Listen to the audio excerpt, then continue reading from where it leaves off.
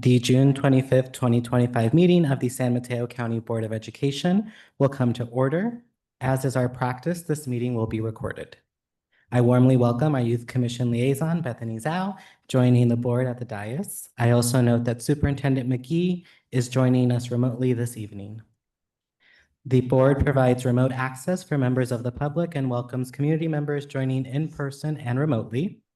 The board is following the requirements of Assembly Bill AB 2449, which enables remote participation by board members only under specific circumstances. We use simultaneous interpretation in Spanish for those attending virtually through the end of public comment. Translation will continue further into the meeting if people are utilizing the channel. Thank you to our interpreters, Ana Cruz and Kimberly Larios, for joining us remotely. For meeting attendees wishing to access the Spanish translation channel on Zoom, please click on the interpretation button on the menu bar. We ask all speakers to be mindful of the Spanish interpretation and speak slowly and clearly. I ask board members to speak directly into the microphone and remind speakers who are wearing masks to remove them when speaking in order to be clearly heard by all attendees. Item 1B is the approval of the agenda. I note that item 9A will be informational and for discussion only. The board approved a joint resolution to partner with the Housing Endowment and Regional Trust, known as HEART, of San Mateo County to create workforce housing at the August 23rd, 2023 board meeting and does not need to take action at this time. Is there a motion to approve the amended agenda? So moved. Second. Thank you. There is a motion to approve the amended agenda made by Trustee Gerard and a second by Trustee Alvaro. Is there any further discussion? All those in favor say aye. Aye. All those opposed say no.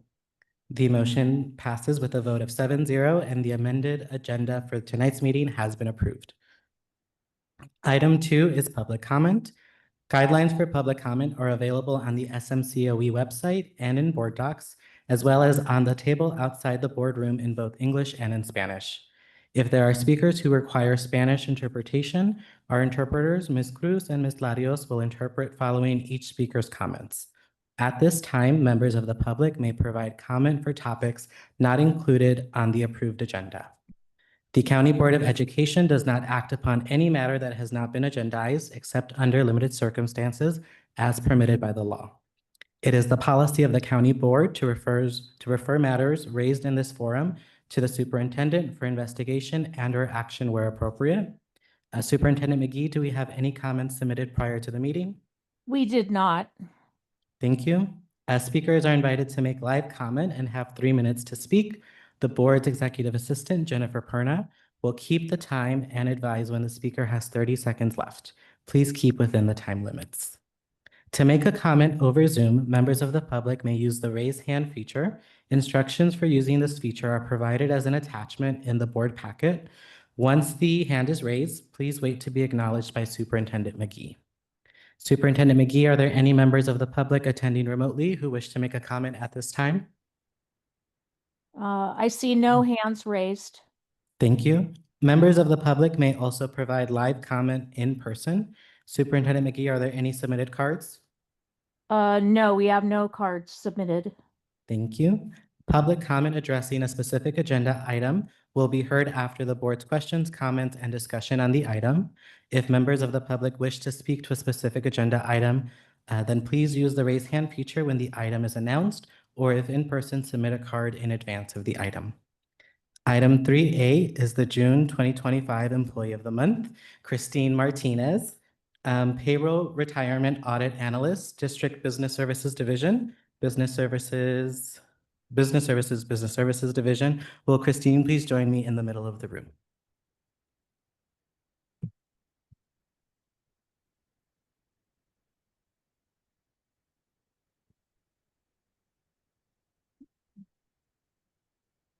Welcome.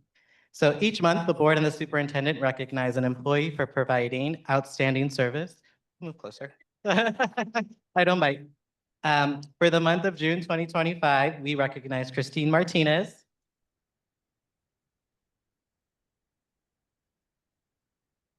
Payroll Retirement Audit Analyst, District Business Services Division. Christine joined the county office in July of 2015. Her primary responsibility is reporting certificated earnings and contributions to the CalSTRS retirement system for the certificated employees in San Mateo County. Her team is thrilled to celebrate Christine because she has been on the forefront in the implementation of two major conversions, the CalSTRS Pension Solution Project and the Enterprise Resource Planning Project.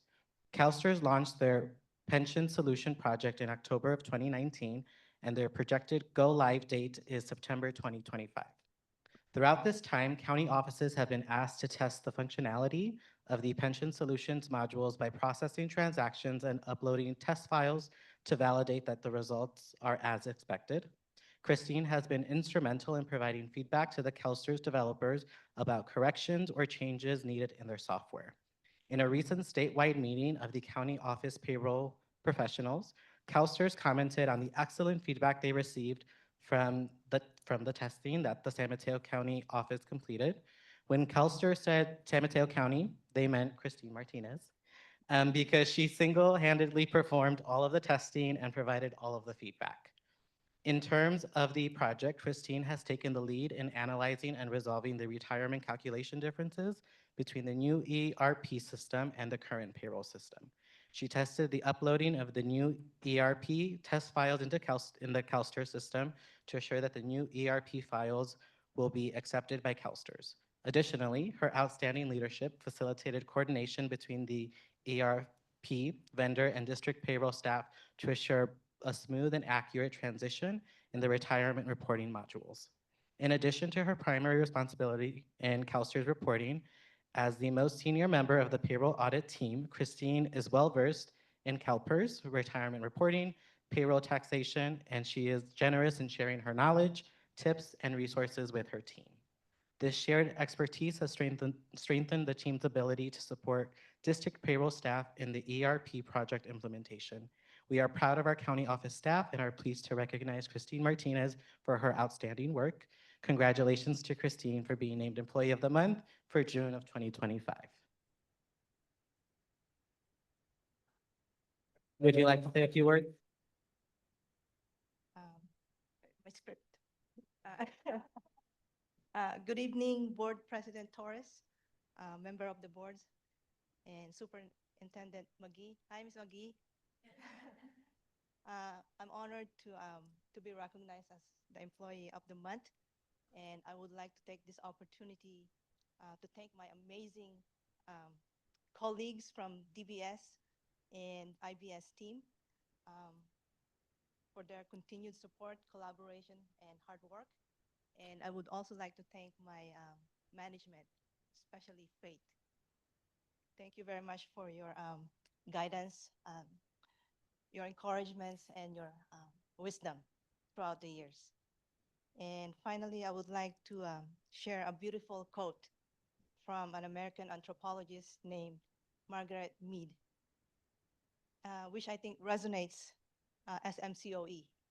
And she said, "Never doubt that a small group of thoughtful, committed citizens can change the world. Indeed, it's the only thing that ever has." And I'm very proud to be part of this organization. Beautiful organization. Thank you very much.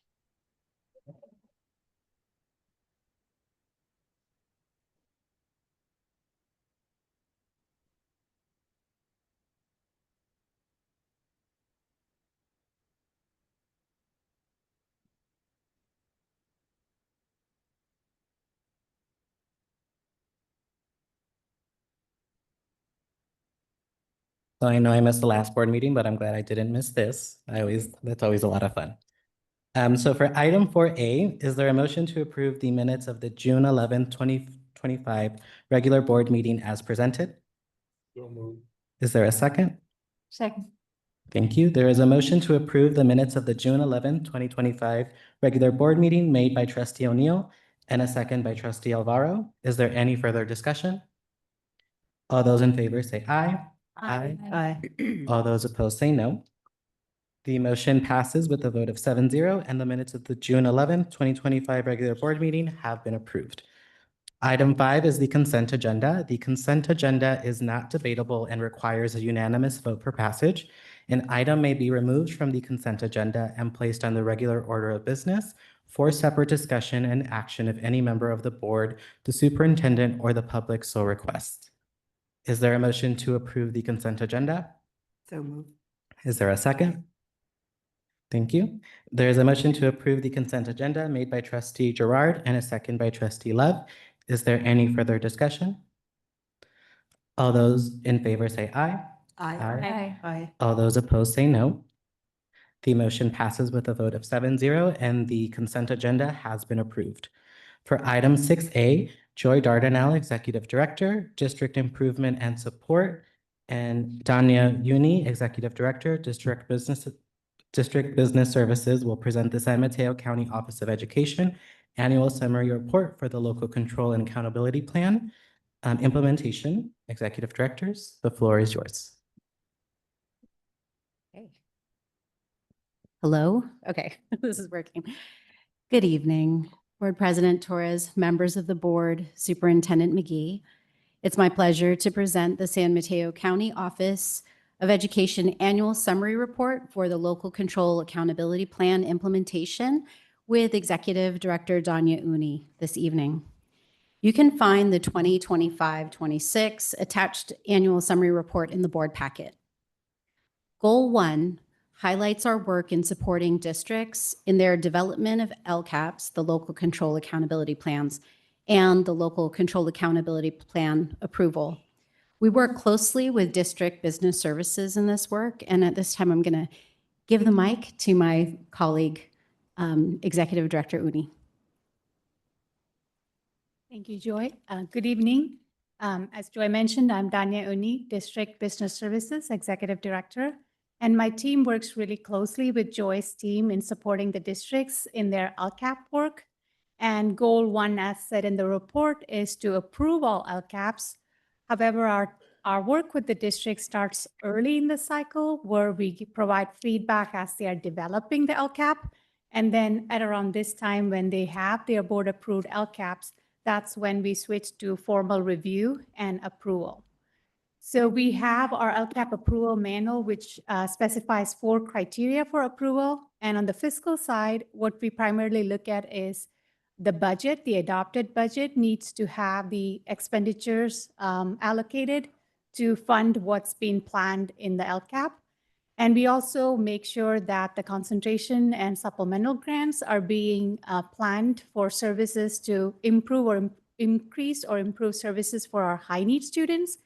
And then we also looked at last year, if the district did not meet their minimum proportionality percentage, we make sure that the carryover funds are being allocated and there is a plan to use those funds for our high need students. And this is always, an interesting work where we get to work with each district. And this year, especially, what I wanted to comment is that it was really hard for our district partners, especially on the fiscal side, to do this work because we are undertaking the ERP implementation, which is a heavy lift for our district partners. So we really appreciate that for all our meetings. They did show up and they submitted the LCAPs on time. And we are very confident that with the hard work that was put in place this year, it'll be an easier process for them next year. With that, I'll turn it back to Executive Director Dardanelle. So one of the things that I want to highlight is that with the work that we do with the District Business Services, one of our goals isn't just the technical piece of having these LCAPs adopted, but to also model the collaboration between the District Business Service side and the program side, and hoping that through that collaboration, we can also help to support districts in their collaboration across their departments in their districts. Goal 2 really focuses on the technical assistance that we provide in 2 major areas. One is when districts' LCAPs are not approved and when districts are identified for differentiated assistance. Goal 3 outlines our support for continuous improvement in all districts. Our prior work in this area of continuous improvement is usually embedded within supports in identified target areas, for example, chronic absenteeism, we don't just hold continuous improvement just for continuous improvement. Usually it's embedded within a topic that we know districts at large are dealing with, so that they have a common area that they can apply continuous improvement work to. With that said, Executive Director Uni and I are available for any questions, clarifications, comments. Are there any comments or questions from the board? Just making sure. Okay. Are there any comments from the public? No hands raised. Thank you. There is no action to take on this item. Thank you. Thank you. For item 6B, Sarah Notch, Executive Director, Center for Access and Engagement, will report on the Local Control and Accountability Plan indicators. Executive Director Notch. Good evening, Board President Torres, members of the board, and Superintendent McGee. I'm back with you tonight for one final LCAP presentation of the season. It's a requirement to report on our local indicators at the same meeting where the LCAP is hopefully being adopted. And so tonight, I'm going to give you've received in your packet the self-review and the full indicator report, but I wanted to go one step beyond and kind of break down our takeaways from our indicator review and share plans for next steps and actions. And while this is the official report on our indicators for the LCAP, there have been multiple points throughout the LCAP season cycle where we've brought you updates for how we've done on different metrics and actions. So as a refresher, for districts, there are 8 priority areas, and county offices add priority areas 9 and 10. So for us, we have 10 priority areas, but we only report out for our indicator report on the ones that are in bold. And so that's what you'll see tonight. The first one is conditions and climate. So under the direction of Rich Maldonado, our facilities always score in the exemplary range, and we're really proud of and thankful for the partnership that we have with facilities, especially this past year when we did some modernization of some of our classroom spaces, adding lots of things that ticked off multiple things on their to-do list. So we kept them busy, and they were really supportive of our facility enhancements. This year, we tried to the extent possible for Court and Community to have our staff assigned to one site. This doesn't apply for our school psychologist, our PE teacher, academic counselor, but for the most part, our core teachers were just at one site. Our intention was to increase stability and help build community within that particular school. Additionally, our A through G expansion, development of the individual learning plans, and our curriculum adoption really helped with providing stronger instructional materials and access. And finally, we know we need to improve timely ILP development. We did hit 100%, but we didn't do it within the 10 days that we were hoping for. And that is particularly important because at Hillcrest, most of our students stay with us for fewer than 40 days. So the faster we can get that data and develop those supports, the better we're able to help our students while they're with us. So that is something that we are targeting for refinement next year. For indicator priority area 2, implementation of standards, we definitely strategically invested in supporting students identified as English learners and students with disabilities, as they are disproportionately represented in our programs. So that was a main focus this year.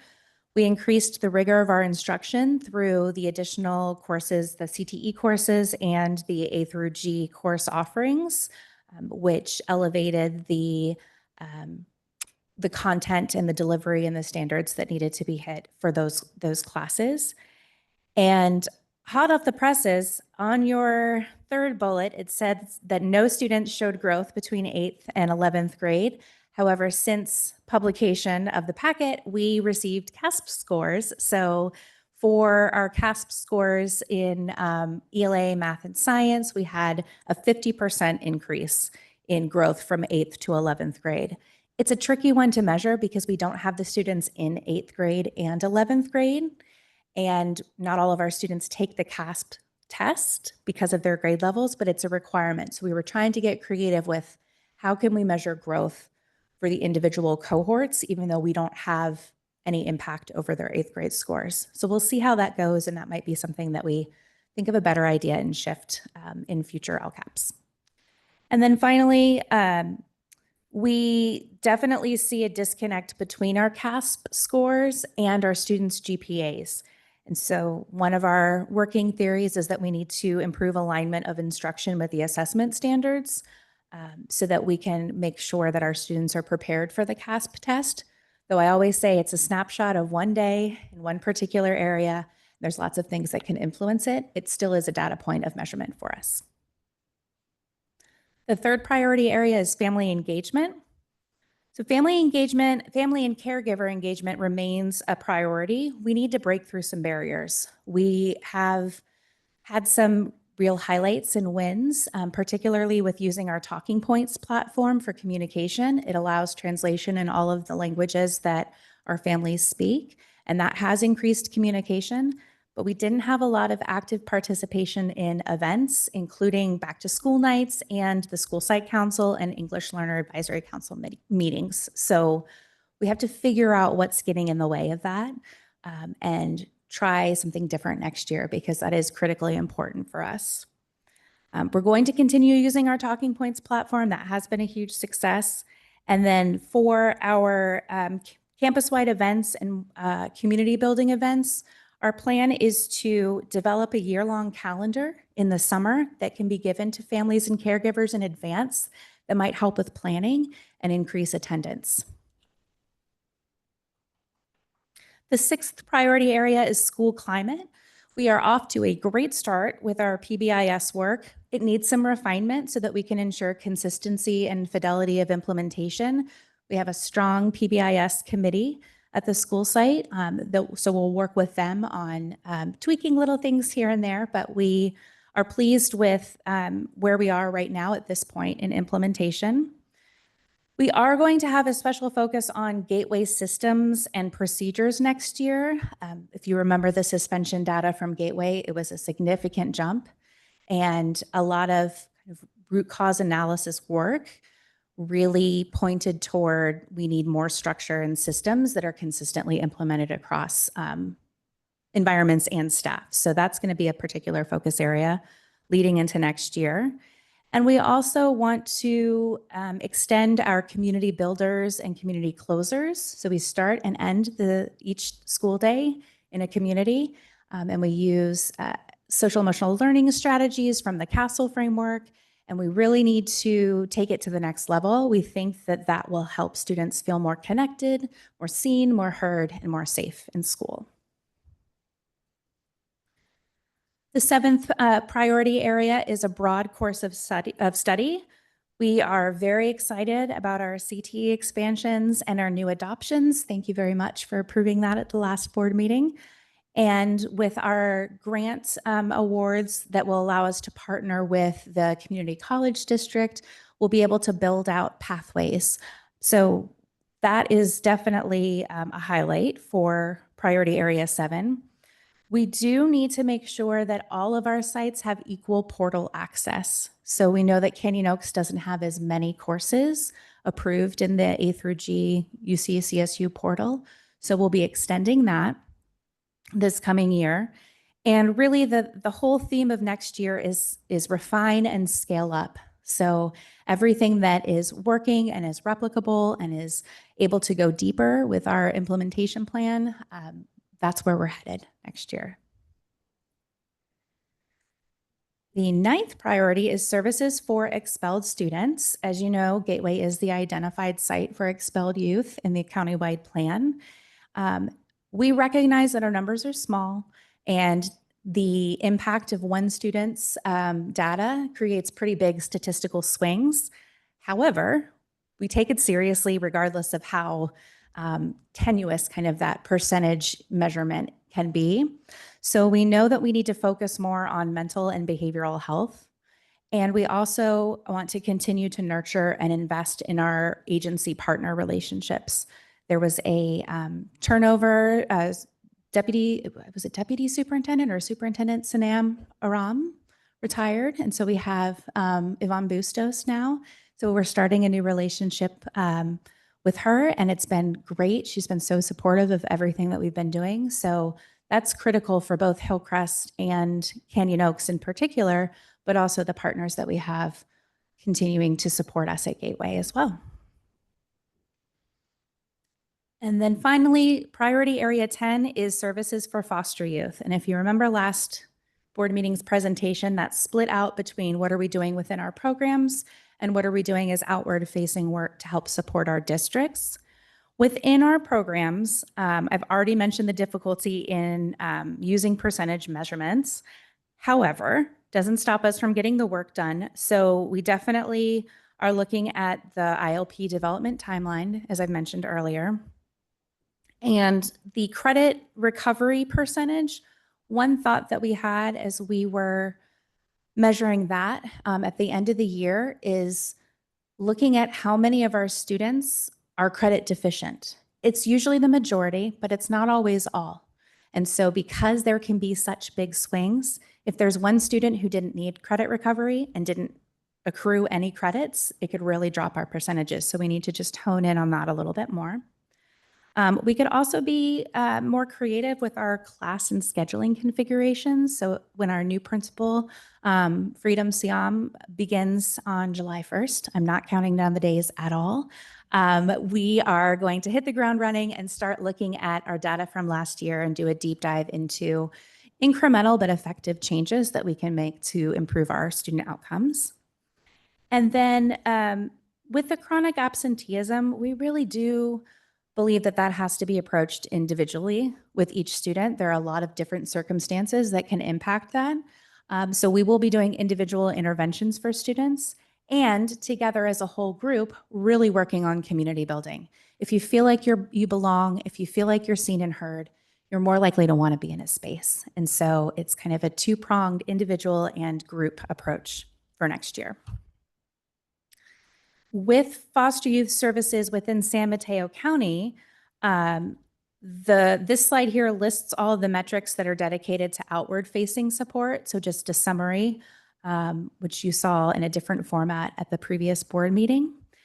And what we learned in trying to measure throughout this year is that we may have missed the mark a little bit on the way that we originally developed the metrics, because some of the intended outcomes have, there's very little influence that our foster youth liaisons have on those intended outcomes. And so if we're thinking about how are we supporting districts, but we're measuring how districts are supporting their students, it's kind of a mismatch. So you might remember that we sunset some of the metrics and created new ones. And we'll be working closely with the Safe and Supportive Schools Department to further refine and hone and potentially bring back more edits for the 26-27. Wow, is that right? 26-27 LCAP next year. So that is all I have for you tonight. I know it's different than what you have in your packet, so happy to take any questions, comments, or clarifications. Trustee Love? Thank you. Thank you for that presentation. As always, I appreciate the thoughtful, honest presentation on what's working and what's not working. That's really appreciated. Thank you. I had just a couple things. One on the family engagement. You know, saying that parents aren't coming to back to school night is do they need to come to back to school night to be talked at? You know, like, Right. Is there sort of forward thinking ways of engaging parents that aren't what we've done for a million years that are new? And I'm just curious what some of those things are that you might be looking at. Thank you for that question. One of the conversations that we've had is really thinking through the fact that it's not an absolute, but in many cases, the students who are in our programs have not experienced a lot of school success or felt like they belonged or they were wanted by the community, especially when students are expelled or on stipulated expulsions. So we also have to think about what the family and caregiver experience has been with school personnel. And our focus is really going to be on creating moments of celebration and community and bringing them into an environment where they know that we appreciate and adore their children, and that we're happy that they're with us, and that we're excited about being partners. And hopefully that can change maybe some of the previous perceptions that they've had of school relationships. The other thing that we have learned is that it's really hard for our families to make it, even for virtual events. Many of them work multiple jobs. They have other children at home that they need to care for. And so we've thought about, would it be a possibility to have events where siblings are welcome? So the childcare component might not be so much of an issue. And that's really going to come down to having conversations with all of the families in the beginning of the year about how they feel, what they need, and then designing from there. But those are a couple of things we've thought about. That's great. Can I ask another? Yes. There was a data point where students, and you mentioned it, don't feel as safe. Is that they don't feel safe among their peers, they don't feel safe with their teachers or the staff or the space? Do you know what that means? We don't yet. We tried to dig into it a little bit. The survey's anonymous, so we can't follow up with specific students. So we tried in some of those community builders and closers to get into those discussions, as well as tapped into our mental health provider, our youth development specialist, our bilingual family counselor, who have great relationships, and the staff who have great relationships with the student. We didn't get as far as we wanted to in that. And so that will be a focus for next year, is finding ways to get more pinpointed data rather than just survey. It's also, there's a little bit of survey fatigue sometime with students. So we have to maybe look at rewording our survey and thinking through how can we ask questions in a better way so that the information we get is more useful to us. So work ongoing. Thank you. And this is maybe more of just something for the future. When I was looking through the LCAP again, I saw that there's a high level of staff absenteeism, and I don't remember really talking about that in this setting. And if maybe going forward we can, and we don't have to do it now, look at what that is. Why are staff not coming to work?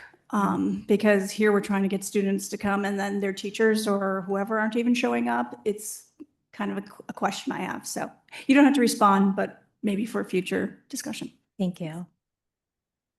Trustee Alvaro? Thank you. Thank you for this report, Ms. Notch.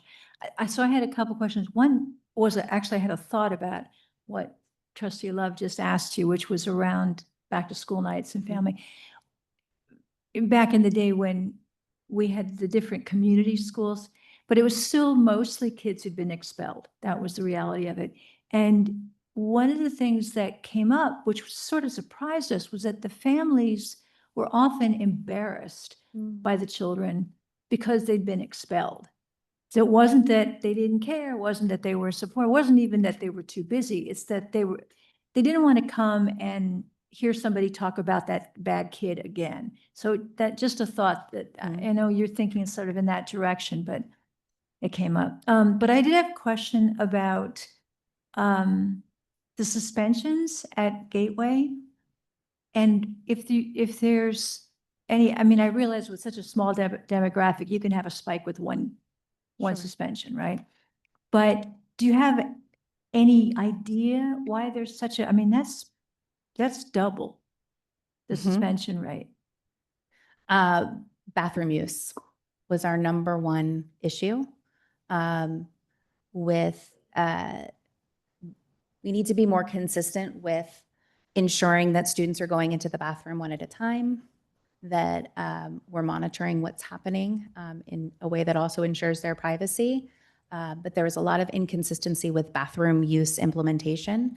And when that wasn't, when the protocols that we developed weren't followed, we had 2-3 students in the bathroom at a time. And that's where we encountered a lot of the difficulties with damage to the bathroom or suspicion of using substances. So it's entirely preventable, and it's just something that we need to, well, I shouldn't say it's entirely preventable because nothing's entirely preventable, but I think we can do a lot more to create scenarios that leave less room for those types of behaviors that would then lead to suspensions. That makes good sense. And then just my last question was about, when you ask the question about feeling safe, is the question, do you feel safe at school or do you feel safe? It's at school, Okay. but that could mean a lot of things to our students. So it's not Especially right now. Mhm. And so that was Mhm. part of my question about, you know, if students suddenly are saying they feel less safe than they used to, Mhm. is it because there's something dangerous or potentially dangerous happening on the way to school, at school, or out in the planet? Right. It's not a well-worded survey question, so we'll fix that for next year. And that's a tough one. I don't know how you would Yeah, word it to it's get hard. Yeah. but I just wondered about, because that's a, you know, pretty big drop Mhm. to happen Agreed. suddenly. Agreed. All right. Well, thank you for this report. Thank you. Trustee Benini? Also, thank you for the report. I have just a couple of questions. The first one is also related to the safety issue, and I'm curious curious how much you're trying to use teachers and staff and the things that they're sort of reporting through referrals and ARIES and things like that as a resource to sort of tap into some of that. I don't know if you probably are doing that, but it seems like a place where you could get a little deeper dive and you could identify like when certain issues are coming up and maybe it might align. So that was just on my mind around that. So not really a question, just comment. And my other note is also a comment or a question whether or not we have ever thought of or have been, whether it's on our list to engage with FLY with their PeerPoint program, because I was just at the JJDPC meeting last night and they did this report and they were talking about how they would love to expand, right, to other schools and other entities, right, that are involved. So for those who don't know, it's a diversion program for either suspensions or expulsions or for other things. And so they actually made a point of noting it would be great because obviously it's the JJDPC and they interact with, you know, the programs that we have. And so that they would like to be there. And so one of the challenges that they posed was that oftentimes that diversion from like a suspension, it can't like happen after the suspension. So it's like they have to be sort of involved earlier on, but they are kind of an impartial body that can mediate that and offer an alternative to that so that we might use some more so than we might already be doing around restorative justice to sort of implement that, but they are doing a great job. They have amazing statistics from Menlo Atherton and other school districts that they are in other settings. And so I put that forth as an idea that we might want to tap into and curious if we have talked about it. We haven't talked about it. We do have FLY. They're an incredible organization. We have them involved with many of our students, particularly at Hillcrest. But we hadn't thought about Gateway. So I appreciate that suggestion. And on the topic of kind of alternatives to suspension, one thing that I failed to mention was that we've also talked with our AOD, so alcohol and other drugs counselor that we have to see, he has a whole curriculum. And if we think about if students are engaging in substance use and we send them home, that's not really helping them not engage in substance use anymore, right? We need to do education and support and really help them. So we've talked to him about having a component next year of alternative to suspension using his curriculum. But I will definitely look into FLY. Thank you so much for that suggestion. Absolutely. Thank you. Trustee Gerard? Yes. Again, thank you. Very clear and concise, and that's very nice. I had asked this question earlier about absenteeism, and we addressed it in the report, but one of the things that I had asked about was the program that we had implemented, I think it was last year, where if a student was absent, we followed up on it and somebody actually went to their house and picked them up and brought them back to school. And I know that we've been short on staff this year, and that's part of the issue. But is that in the plan at all to re-implement? It has happened sporadically this year, depending on availability. We do have county cars and employees who have their information on file with HR so that they're able to transport students. So we have had employees pick students up from their house and bring them or take them home, kind of transit to and from school. One of the things that we have to be careful about is sometimes it's preferable to get a ride from a staff member instead of a bus. And so we have to make sure that we're not inadvertently reinforcing avoidant behaviors. Right.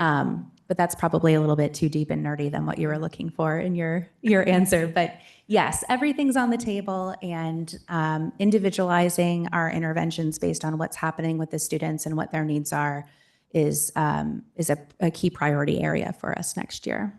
Okay, thank you. Because I mentioned it and I'll re-mention it, that the two students that we talked to when we were there, one of them actually had been brought to school that day. And then another one had a couple of days earlier. But they said, thank you for coming and getting us, because we oversleep for other, different reasons. But they said, we really want to be here. And so, and it shows that somebody cares. And I think that's really what we're trying to do, is make sure our students know that we really care. Absolutely. Thank you. Thank you. Other comments or questions from the board? That means I can go. Going back to the family engagement, because I know for my day job, that's also a challenging pinpoint, and it varies from like transportation to timing to food, childcare, like communication, work, technology, everything. For our Gateway Subcommittee, I would love to collaborate just to support in whatever way we can. I would be open to even me making personal phone calls, and if I can do them in Spanish or English, just to welcome them, trying to just build that rapport. Maybe sometimes it helps when it's someone that they don't hear from regularly. Yeah, and I'd love to be invited to those, just again, to better support everything that you're all doing. Thank you. And I had one more question, but I can't read my writing, so I don't know what I scribbled out. So I'll just wait. But thank you. Are there any comments from the public? No hands raised. Thank you. There is no action to take on this item. For item 6C, Sarah Notch, Executive Director, Center for Access and Engagement, will provide a brief overview of the final 2025 to 2026 proposed LCAP prior to the board's discussion and action. Executive Director Notch. Evening. In your packets, you have the final version of our proposed LCAP. At the last board meeting, we presented information about the changes and the developments and the progress that we've made on particular metrics and actions. There was a public hearing, and now before you, we are recommending that the board approve the 25-26 LCAP. And I'm here to take any questions that you might have before making a motion to vote. Are there any comments or questions from the board? Are there any from the public? No comments. Thank you. Is there a motion to approve the San Mateo County Office of Education's 2025 through 2026 proposed LCAP? Is there a second? Second. Thank you. There is a motion to approve the San Mateo County Office of Education's 2025 through 2026 proposed LCAP made by Trustee Love and a second by Trustee Bonini. Is there any further discussion? All those in favor say aye. Aye. All those opposed say no. The motion passes with a vote of 7-0, and the San Mateo County Office of Education's 2025 through 2026 proposed LCAP has been approved. Thank you very Okay, much. thank you. For item 7A, Manette Mineo, Executive Director, Internal Business Services, and Marin Reyes, Manager, Fiscal Services, are present to answer any questions regarding San Mateo County Office of Education's 2025 through 2026 proposed budget. I invite both Executive Director Maneo and Manager Reyes to the podium. Thank you. Good evening, Board President Torres, members of the board, Superintendent McGee. Marion and I are here tonight to present the 25-26 budget for board approval. On June 11, 2025, 2 weeks ago, Kevin, Marion, and I were here and provided the initial board presentation, and we also provided you a detailed report of the budget. I just want to take this opportunity to commend the staff for their dedication and hard work in preparing this budget, especially during this year with that posed unique challenges. As mentioned in our presentation, in this budget process, we were required to navigate two financial systems, the current one, which is the Financial 2000, and the one we're migrating to, which is the Financial Frontline ERP. But despite these challenges, we are confident that the budget accurately aligns with the goals and objectives of our programs, while ensuring that there's thoughtful allocation of resources to support the implementation of our LCAP and our strategic goals. So with that, we would like to seek your board approval for our 25-26 budget for San Mateo County Office of Ed. Are there any comments or questions from the board? Are there any from the public? No comments. Is there a motion to approve the San Mateo County Office of Education's 2025 through 2026 proposed budget? So moved. Is there a second? Second. Thank you. There is a motion to approve the San Mateo County Office of Education's 2025 through 2026 budget made by Trustee Benini and a second by Trustee Gerard. Is there any further discussion? All those in favor say aye. Aye. All those opposed say no. The motion passes with a vote of 7-0, and the San Mateo County Office of Education's 2025 through 2026 proposed budget has been approved. Thank you. Item 8A is superintendent's comments. Superintendent McGee, do you have any comments to share? Yes, I have a few brief comments, and I'm sorry I'm not on camera tonight. First of all, thank you to the staff, the students, and our families for all it takes to get an LCAP put together and a budget put together that is transparent and meaningful to all our stakeholders. Staff works extremely hard to help the public understand all that we're doing, both programmatically in our instruction and also in our resource allocation around our budget. Thanks so much to the board for your interest, your engagement, and ultimate approval.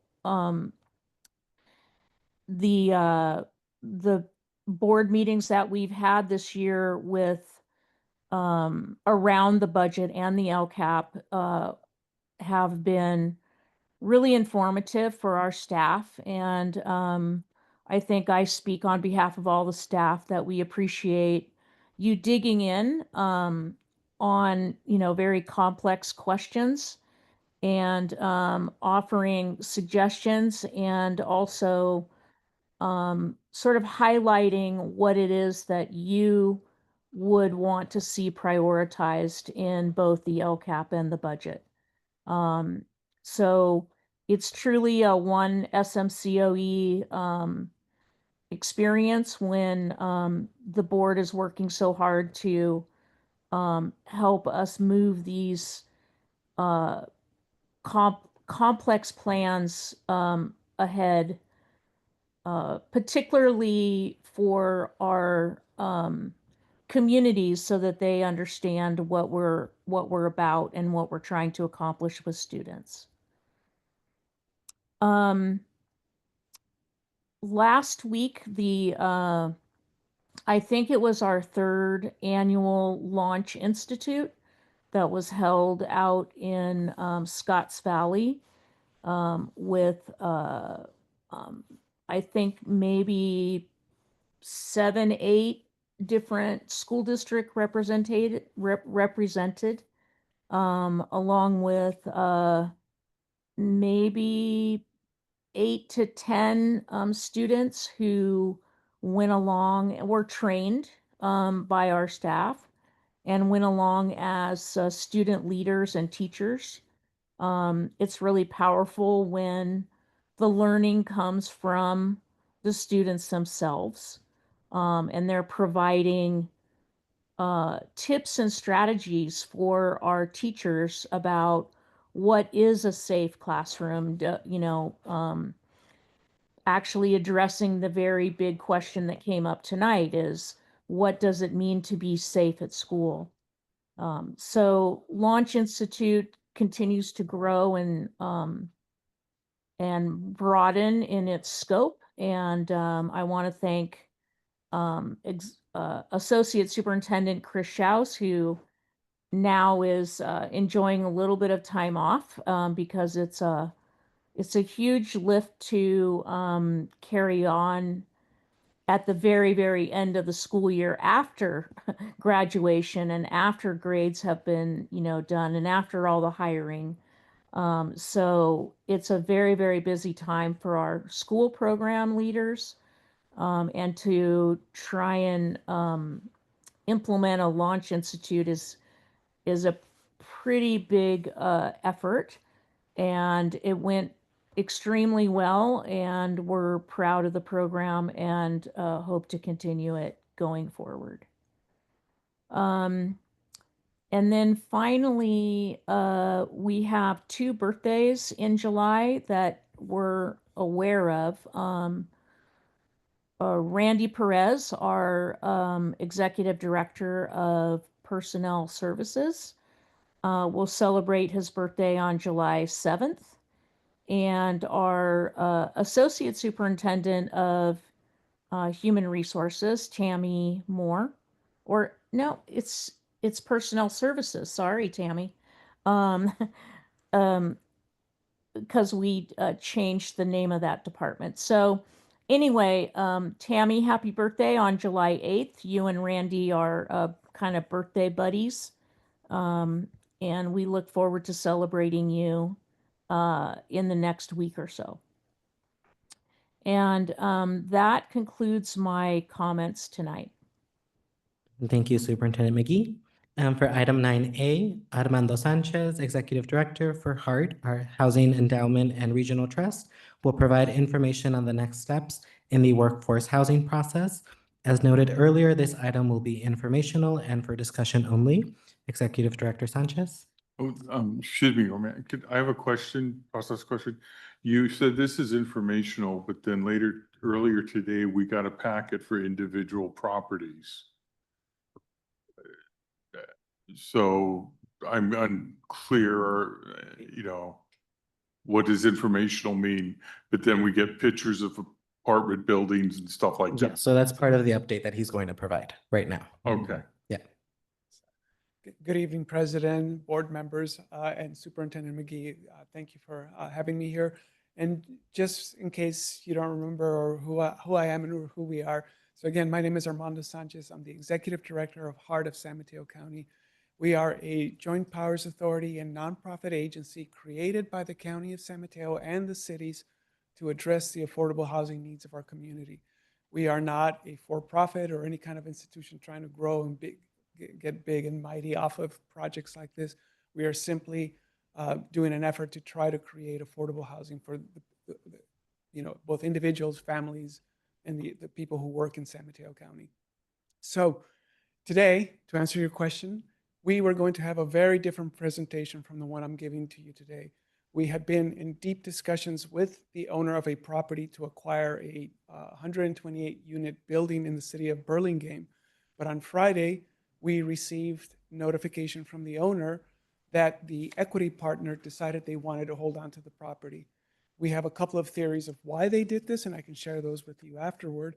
But essentially, instead of coming here and giving you much more deeper dive in details into the project, we thought it would still be beneficial to come before you and present informationally what would the process and the steps that would have happened had this gone forward, so that when next time, hopefully, when we do find a building, you will know what's coming forward in front of you, and you'll be able more prepared to ask questions and know what's going on, rather than surprise you for the first time with a project. So I think I can use this, right? Yes. So the agenda is basically, and I won't be too long, I won't keep you here, is to present the project that was contemplated, give you the schedule and the process that was going to happen. We're going to use this as a case study of what would have happened had we gone forward. And then talk a little bit about, as we move forward to look at other properties, what types of locations and types of buildings would work, and a little bit about governance. And I guess at the end, get a little bit of direction from you, not necessarily today, but going forward. So I'm going to spend a little bit of time on this slide. So on April 16th, we submitted a letter of intent to the property in Burlington called Bayswater, that we're interested in their property. The owner took a little bit of time, but they got back to us and they said they were very interested. So we entered deep discussions with them. We entered into a non-disclosure agreement. They provided us all kinds of project information, the rent revenue, the costs of operating it, et cetera. And today, I had a board meeting with Hart as well. We were going to present the project to them in some level of detail, and we would have done that here today. And as I said, instead, the owner notified us that they were terminating the negotiations. Had we gone forward, as I said, we would have presented the project to you today, and about right after this meeting, probably, we would have submitted a formal offer to the owner and negotiate further, such that we were shooting for July 7th to enter into a purchase and sale agreement with the owner. Manat would be the entity that would execute the agreement, put over $1 million deposit on the property, and it would have a provision that they could transfer this purchase option to Hart, or Hart SV, our entity that would buy it. After that, we'd come back roughly on July 16th to ask you to approve the equity component that would go into the project, and I'll describe how that equity component works. At that point, right after you approve the equity, then Manat would start doing the due diligence. They would be expending well over $500,000 to $750,000 doing the due diligence. You know, we don't take the developer's word that everything was done right. We would inspect everything, make sure the project was as described. Shortly after that, about a week later, our board would authorize me to expend money that we need to do for the acquisition. We'd be spending upwards of $250,000 on attorneys to develop the bond covenants. During this whole period, RBC Capital Markets would be having discussions with potential bond buyers about the project. And then, on August 1st, that's the day roughly when we would target going to the Hart board, asking us to approve the issuance of bonds for the project and close by the end of that month. If you have any questions at any point, please stop me and go ahead and ask. But probably, whatever questions you might have might pop up. The answers might pop up during the presentation. So the project is called Bayswater. It has 128 units. It's newly constructed. It's probably like not more than 3 years old. It's probably 2.5 years old. And it has been filling up over the past year or so with the occupants. There are 13 below market rate units, BMR units, in the project that are reserved for lower income members of the community. So only 115 would be available. The mix of units ranges from studios to 3 bedrooms, the majority being studios, 1 bedrooms, and a good number of 2 bedrooms, just a small number of 3 bedrooms.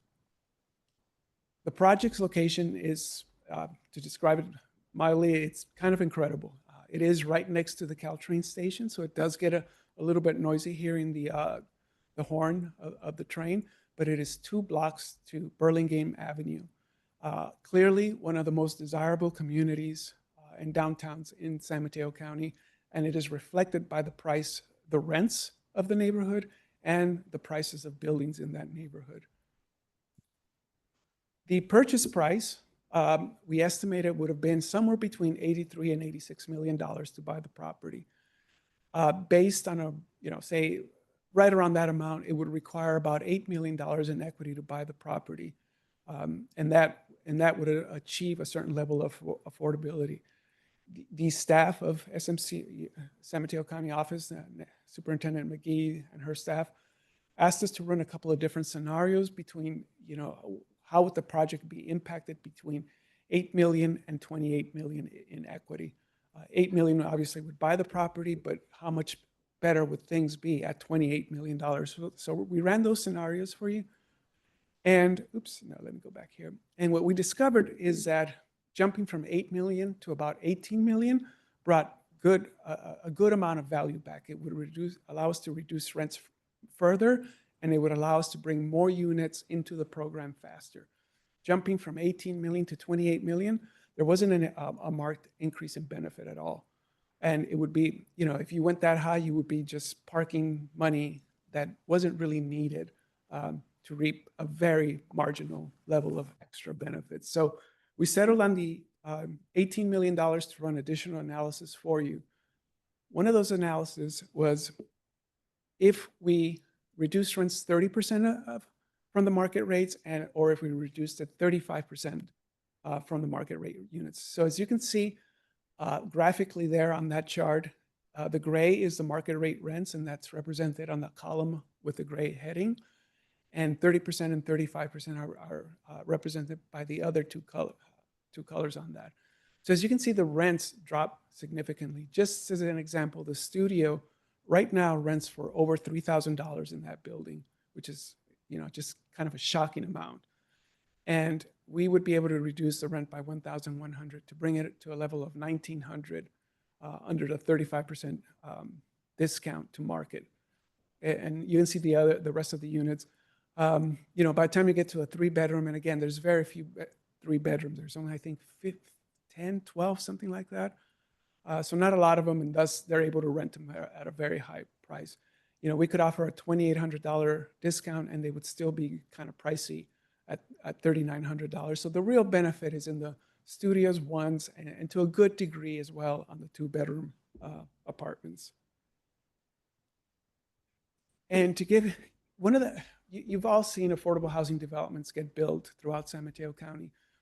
The standard that is used for those buildings is to achieve an average of 60% AMI affordability, which is covered by the green bar on this table. So as you can see, the rent, when you see these affordable housing projects being developed by Mid-Peninsula Housing, Bridge Housing, with the assistance of cities, they're going to rent a studio at about $2,300, $2,350. Under both scenarios here, whether 30% or 35%, the rents at this building would be significantly below what is considered an affordable unit. Again, it's not as favorable by the time you get to the 3-bedroom, but even the 2-bedroom is, just $200 above the 60% AMI. And to give you an idea what somebody earning 60% AMI is, as you can see on the table right below, 3-person household, that's an income of $120,000. So a person at $120,000 would have the opportunity to move into one of the most desirable communities in San Mateo County, which is right in downtown Burlingame. I also want to point out that when doing this analysis, we use averages. It doesn't mean you have to do it that way. The table down below on this chart shows that a studio under 30% discount to market would rent for $2,086 on average. If we had 2 studios, you could rent each one at that level, or you could do something different. You could rent one of the studios at $1,800 less, $200 less, and rent the Studio B at $200 more for a higher salaried employee. So you would have flexibility. It wouldn't be one size is the mandatory size fits all. You would dictate and tell us what the need is, and then we'd be able to, balance out your different types of employees to generate the scenario that would pay the mortgage. Again, using 18 million in equity and a 35% or 30% discount to market, what you see here is how many units would be in the program. The blue line represents 30% to market units. So that means the discount, the rent is less, which means more units can be brought into the project. If we had provided a deeper discount, which is the orange lines, then we don't have as much money. And so we provide a deeper discount, but fewer units will come online over time. At the end of 34 years or so, which is, this is just a projection. Based on our pro forma, the bonds would be 30-year bonds, and we would expect them to be paid by year 25. So at year 25, the rest of the table is moot. All the units at that point would be part of the program. But this shows you the difference, how investing more equity into the project increases the affordability, but could reduce the absorption of the units.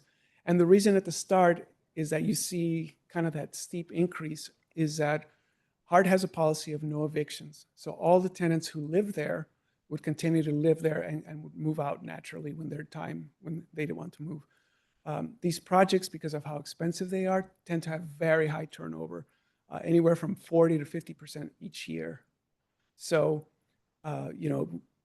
conservatively, we estimated maybe 30 or so units would be available the first year, then 60 the next year, and then we'd be on schedule with the subsidy available for the project. Yes, sir. The 40% turnover is the market rate units, right? Exactly. Not the affordable units. No, Okay. exactly. So yeah, that is the way the project would work. And I'm going to switch gears a little bit and talk, explain to you how location matters. That they always say location in real estate is the key. Just before Christmas this last year, we were looking at another project called Elon in Menlo Park. It's right next to the Facebook campus. It is also a brand new building, probably 5 years old or so. Slightly different style on the exterior, but essentially the same type of building that is served by elevators and long hallways where people come in and out. And as you can see here, and I'll just refer to the one bedroom, the market rate for a one bedroom at Bayswater and Burlingame is $3,600. In Menlo Park, the market rate for a one bedroom is $3,100. So to get roughly a $2,500 rent at either side, in Bayswater, Burlingame, we would have to discount the rent 30%. In Menlo Park, we would only have to discount the rent 20%. So this shows you the power of location. But the Menlo Park is a beautiful building, but you have to get in a car to drive anywhere that there is a hub of culture or stores or things like that. And the other one is walking distance to most things. Mm-hmm. So location matters. And, we're going to be looking at that. And, the better the location, the more we have to pay for a building. And not as good, less. It creates more affordability. The other thing to consider is what we call project types or classes. Both Elon and Bayswater are considered Class A buildings. These are top-of-the-line buildings with great amenities, both within the units themselves and the community room, the roof terrace, and the dog run, the dog wash. All of these things exist in these buildings. And Class B and C are either older high-rise buildings, again, 4 or 5 stories, but tend to also be bungalow style or townhouse style properties like this. And as you can see here, again, the same scenario at Bayswater, it's $3,600 for a market rate unit. It's almost $1,000 less in one of these Class B and C buildings. And with again, a 30% discount gets it down to $2,500, which is almost just slightly lower than the market rate unit at the other one. And a 20% discount gets you down to just over $2,000 on the one bedroom. If you did 30% discount, you'd be in the $1,800, $1,900 level. So it'd be a much deeper discount if you wanted to do more. I bring this property because that is another option.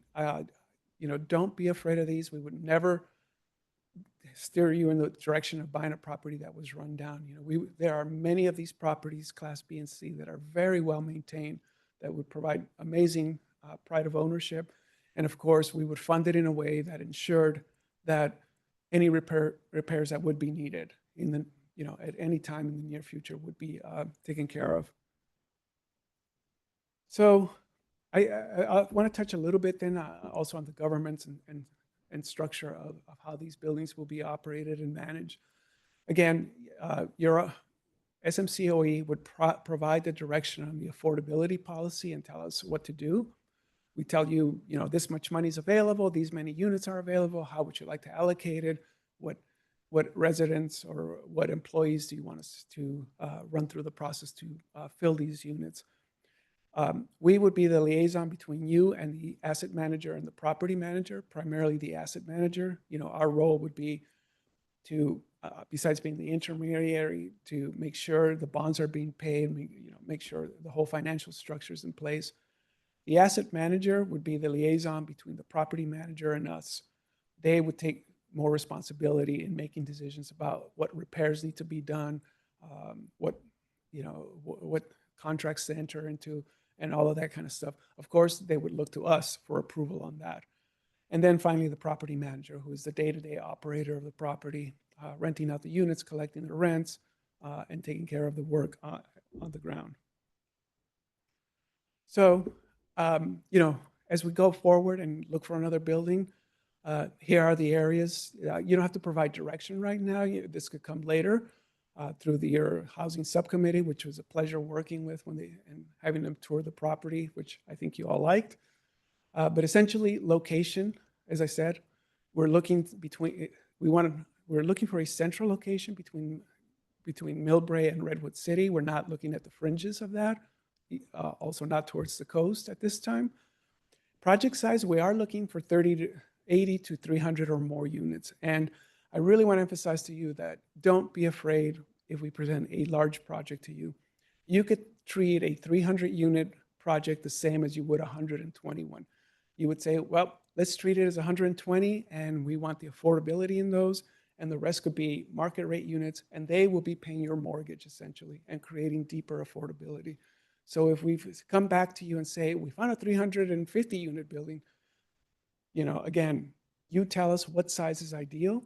We would operate the rest of the building as a market rate building, and that would pay the mortgage faster. In fact, the bond buyers would love it, in fact, because they would see that, you know, there's way more guarantee that their bonds would be paid on time. So, you know, it's a plus, not a negative, if we come with a bigger building. Affordability, like I said, Class A versus Class B and C. We hope you will consider both. And then the equity contribution, as I said, that could result in lower rents and more units coming online faster. So that is the presentation I want to give to you today. And we hope that next time we come around, you know, we'll have a more fixed salary. Trustee Bonini? Thank you so much for presenting. I just wanted to ask a couple broad questions so that all the board is on the same page as far as what we've done. We did a report out at the last meeting, just a brief one, about, you know, that we were, maybe be talking about this in the future, and we didn't say too much.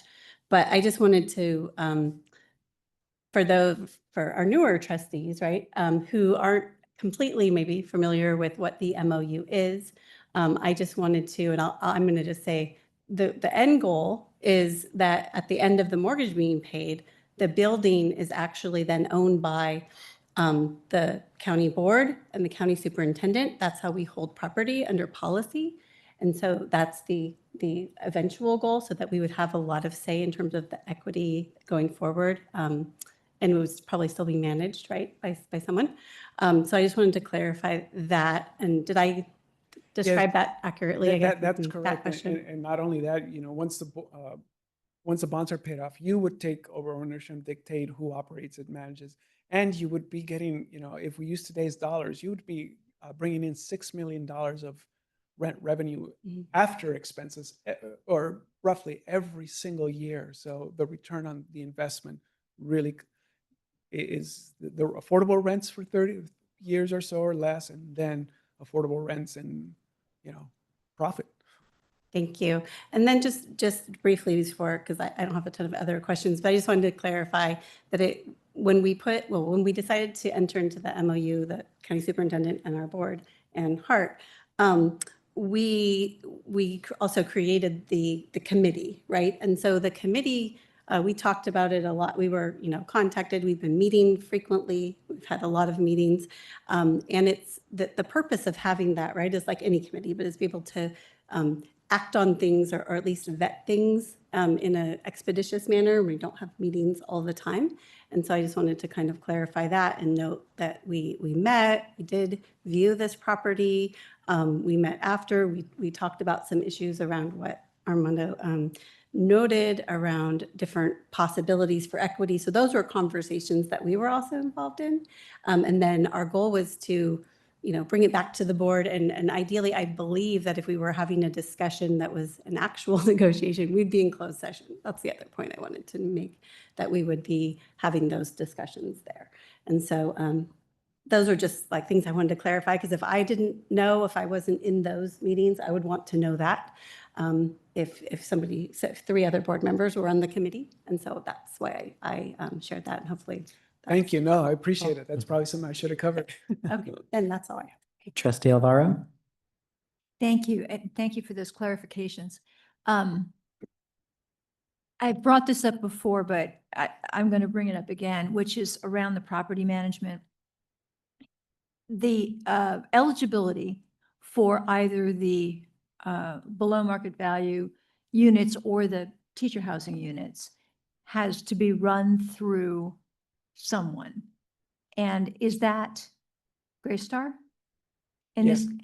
this case? Yes, correct. Again, you would set the policy and we would direct them how to do that. And ultimately, Greystar would, be running everyone through the process and then reporting up. So is that a situation where the eligibility is reviewed periodically? For the BMRs that exist on the property, yes, they would review it periodically to see if those people are eligible. And if they're not, then, there would be changes there. In terms of eligibility for the school district, we would have a list of the eligible educators that you placed in the building, and whatever criteria you set, we would then enforce through Greystar. So for example, if somebody leaves employment entirely from all of the qualified districts that you determine, then we would say that person's no longer eligible, and therefore they would not be able to live there. We'd give them some kind of notice that they move out, or convert them to a market rate unit if we're still operating under the market rate unit provisions. It would open it up to someone else. Yeah. And the reason I express this concern, I live in Half Moon Bay, and there are 2 complexes that have been built over the years. And a concern in the community has been twofold. One is that people who qualified and then were no longer eligible because perhaps they got a much higher paying job, they weren't educators anymore, they decided to go into corporate, whatever, they stayed. They're still there. And the other is that there are a number of units that have been sublet, for lack of a better word, to incredibly non-eligible people. And the eligible people have just sort of turned it into a little for profit, and which means 2 things. One is that's really just not fair, but the other, and there's no control over what's going on there. But the other is, of course, that we have people who need those units that can't get into them. And so that's why I bring it up. I'm not trying to be a difficult person about this, but if we're going to have educator housing, we're going to want it to be for educators. And if we're going to have below market for families that are eligible, we want it to stay for families that are eligible. And that's all, because I don't know Greystar, right? I do know the people who are managing what's going on in my own community. And So that is very much a concern. And then just parenthetically, I think that the units, the projects that you're calling B and C are for the most part really nice places. So I'm open to that. But anyway, I just wanted to bring that up, not to keep beating the same drum, but it is a big concern of mine. Thank you, I appreciate it. And, a lot of times the fault lies not with the property managers, it lies with the people who are supposed to be enforcing those covenants. If you don't enforce the covenants, then things go wrong. Obviously, we are used to that. It's something we do on our regular business because we fund affordable housing projects and we receive the reports and we review them to make sure everything's happening the way it should be. Other comments or questions? Trustee O'Neill? So I guess this is an information item, and I'm just curious. So are the projects we're considering or looking at are going to be based on the AMI? Are they going to be based on given a discount from market rent, or based on the income of the employees? Because obviously a bus driver would earn a lot less than a certificated teacher. So do we have the authority as the county board to give some direction on that? Absolutely, that is going to be your role in this process. So we're again, we're going to say, there's 2 units that would normally rent for $3,000. We can discount the rent on, they're both available, and we can discount the rent to an average of $2,000. So you then would tell us in this situation, and we'd have to set up processes to work fast in this because you don't want empty units. So we would have eligible people in whatever buckets, get them on the list. So when there's a vacancy, and have them in those buckets. So when the appropriate unit for them comes up, they're ready to move in. But essentially, in that scenario I just described, where we say, okay, there's 2 units and you can discount a total of $2,000 in rent. So you could say, we want to put a bus driver in this one and charge them a rent that's affordable to them, and to counterbalance the cheaper rent for the bus driver, we're going to go with a mid-level administrator who can pay more rent, so that we're in the average where we need to be. So you would dictate that policy. I'm on the housing board for the Jefferson Union, and the way we solve about eligibility is they pay by payroll deduction. And if they pop up and there's no paycheck from them, then we know they no longer work for the district. And so they have to leave. I think they have 30 days, something like that. Is there any projects that you've done that you're currently, managing?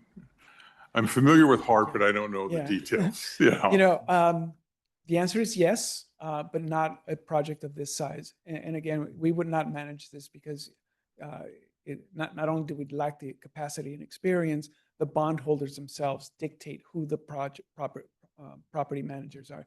One of the reasons Greystar does it is because they know Greystar well, and they're going to run it according to how the bondholders feel it works. But to answer your question, yes, we bought an 8-unit apartment building. We have different types of programs at HARP. Most of it is funding developers and others to do the projects, but there is a need to preserve existing what's called natural occurring affordable housing projects. So we've started, and no one's doing it. So our board said, why don't we do it? So we bought our first building. We have other revenue right now, or other funds. And so we're looking to acquire a few more, 10 to 20 unit properties in San Mateo County. And so we bought one last July. It's operating really well. It's essentially a miniature version of what I presented to you today. It's only 8 units, but we have different income levels on it. And we have a property manager. We're directing a lot of rehab that had to go into that project. So we are familiar with it. So you would envision that the equity the county office puts in as the down payment, at the end, we just get the keys to the building, correct? We're not going to be obligated to pay any more money or anything like that. Just bond paid off, and it's your building. Okay, so there's no we're not committing another board 30 years down the road. No. Okay. And then have you ever looked about partnering with city, county, or special districts? We have. What we have heard from the superintendent's office is that you'd rather, if possible, rather get your own building and not bring in a complex partnership. And there's good reasons for that. I think the city of San Mateo has, we've met with them. They have indicated a strong interest in doing something. We've met with the county, but they're undergoing a huge process right now to determine how they go about it. So it's a little bit slower, but we are in discussions with those. Originally, I was thinking, if we find there are properties that have 600 units, if we found a project that big that is for sale, it would probably be better to get a partnership with a number of entities. But that just makes it much more complicated. And I think the superintendent's office was, let's not complicate it. What's your current bond rating in your? We are do you- not have a bond rating because we have not issued bonds in the past. Okay, is it a bond or a COP? It's a bond. It's an actual bond, okay. And then we would be able to set the criteria for which districts? Totally up to you. I think the superintendent's office indicated you have some kind of equity index for selecting. So, whatever criteria you set, it would be up to you. Okay, and then I know the community college district doesn't have income limits for the people living in there. And they kind of, you could have somebody, we would be able to set income limits for the residents. Exactly. As you said, you could put a bus driver in there.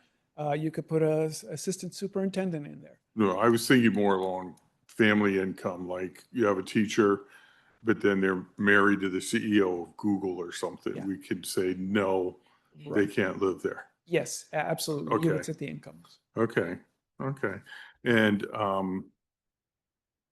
other questions I had are more if you actually had a property. 'Cause I mean, if you come back with an actual property, I definitely want to see the operating budget, Yes. because I would definitely want to know what do you guys look at for reserves, for roof replacement and stuff like that. Sure. Yeah. To the extent possible, unless the bond holders require something else, we would follow most of what is required for affordable housing developments. For new buildings, nonprofit agencies set $300 per year per unit into a reserve account. So we would follow that norm. And of course, we would show you all our modeling. Kevin, I forgot his name, Kevin. Baltimore. Yeah, thank you. He indicated that you would be hiring your own financial advisor to look at all of the materials in the bonds, and complete open books. Everything would be available to you. Okay. I think I understand the efficiency because anything over 16 units, you have to have a resident manager. But I understand the efficiency of an 80 to 100. But I think given the traffic and congestion, it'd almost be good to see if we could try to have like 3 projects, South, Central, and North County, because I think that's what you're looking at, Yeah, yeah, commute wise. yeah. Okay. Trustee Bonini, Thank did you you. want to add something? Yeah, I just wanted to add just a couple notes from like our initial discussions that are responsive. If you're done Oh, yeah, with I'm done. questions, I don't Yeah. want to, yeah. So one was, in our initial discussions around the MOU, we talked about all the things that you asked, like what would we have the authority, and we would have, basically who do we want to have there? What are these limits? Which districts? Our discussion, I think, was kind of centered around, we first want to take care of county office, staff and people if we could, if there was a need. And then we might expand to districts, as was noted, like might be the equity index that we would look to or what was needed. And there was even a little bit of discussion. I mean, I think the goal is we need to be able to pay off the mortgage. And so whether you return something to market if it's not filled, or there was also a discussion around a possibility that we could offer it to city employees or maybe county employees. Like it's not restricted to who can do it, which is kind of, I think, the beauty of these projects. It's like not a single district where you're just doing that. It's very flexible. So I wanted to just share that from those initial discussions. And then also just the The costs, you just a little bit more responsive, and I think you said it, Armando, but initially there are some costs, right, in terms of getting into that place, like the pre-costs. It's not like pre-construction, but it's like the vetting, the financial advisor. So it would be within the scope of the funds that we have in our reserves, like in Fund 40. That's what Kevin was talking about. And it would be something that we would commit even before we knew if we would get it, right? Because that's sort of what you have to do. And then one of our final discussions, and I think you also touched on it, Armando, was around multiple projects. And we were talking about, well, what we were looking at those differentials and how much affordability we could offer and how quickly we could do that and have units. And one of the discussion points was, well, we could put, you know, a certain amount of money down so we could have units sooner, right? That we could put educators into. But if we didn't put as much and it wasn't a huge differential, then we might use some of, you know, other reserves to maybe buy another property, maybe, you know, 1A and 1B. So those are part of the discussion. So I just wanted to share that because I think that kind of responded to a little bit of what you were noting. I did request a copy of the MOU, but I never haven't seen received that. it. Yeah, so I think it's only fair to the new board members Yeah. that we get a copy of the MOU Agreed. because it could have been amended since it was adopted in 2023 or whatever, or maybe it needs some revisions at this point. So I don't think it's I going to think be. it's only fair if the new board members get a copy of it. I did request that. Thank you. And then I know we, in our subcommittee meetings, had discussions of like what other authorities do we have as a subcommittee? So I missed one of the last meetings, so just probably going back and seeing if we need to amend the MOU or make any changes. And then also going back to the criteria.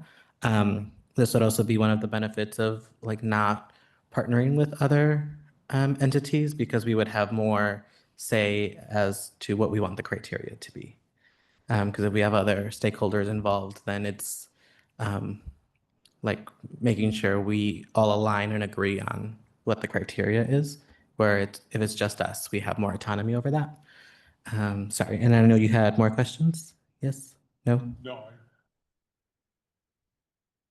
No, I'm fine. I mean, I have thoughts on some of this stuff, but there's no point talking about it now because we don't have anything in front of us, you know, because I think if we could partner with somebody, we might actually get a project done versus doing it alone. We might not get anything done, you know, follow, because I know the county is actively looking for a piece of property in South San Francisco and for low income housing. So Yep. I think, oh, gosh, sorry. I think maybe, would it be okay to share a little bit about the process of looking and maybe not all of it, but just like that there's a broker that they're working with, right? And there's all of that. So there is an effort to do this over time. You know, we're sort of learning in this process ourselves as we go through it. And originally we're waiting for unit buildings to be offered up.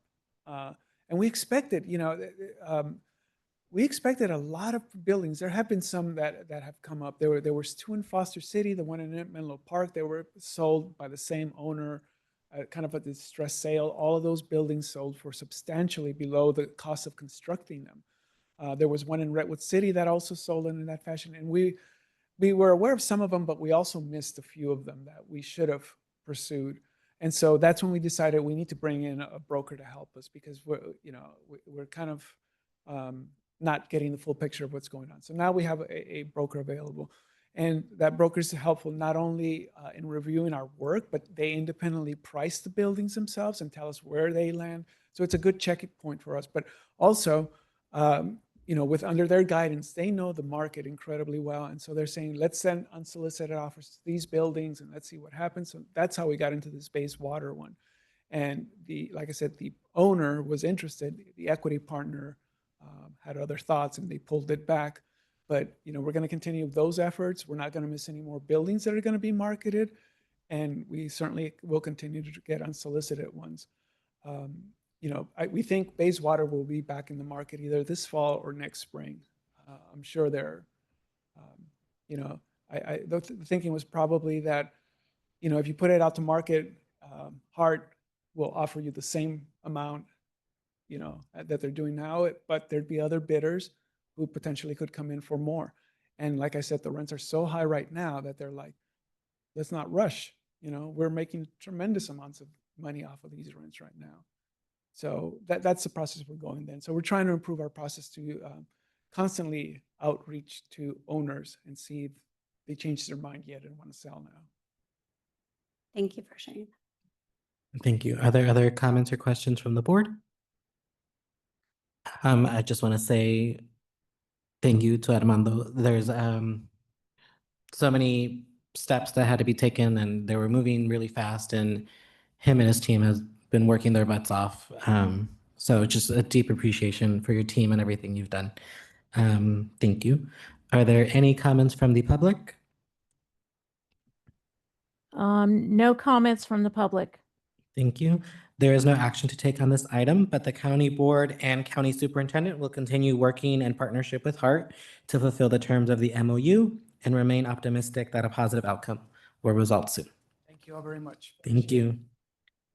For item 9B, the board will discuss and act on the updated draft board governance handbook. Superintendent McGee. Yes, you have before you the what we think is the final draft of the board governance handbook. As we discussed along the way, it's a fluid document, so we can add, the board can add or subtract or adjust as you have experiences with different parts of the handbook. The one thing I would say is that we still have some formatting and cleanup to do as far as just the publishing look of it. But I think it's put together well enough that the board can assess whether it's meets your expectations, and then we can go from there. Are there comments or questions from the board? I am seeing none. Oh, no. Are there any comments from the public? No comments. Is there a motion to approve the updated draft board governance handbook? So moved. Is there a second? Second. Thank you. There is a motion to approve the updated board governance handbook made by trustee Bonini and a second by trustee Gerard.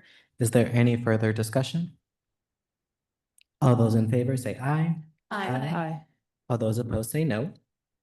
The motion passes with a vote of 7-0, and the board has approved the updated board governance handbook.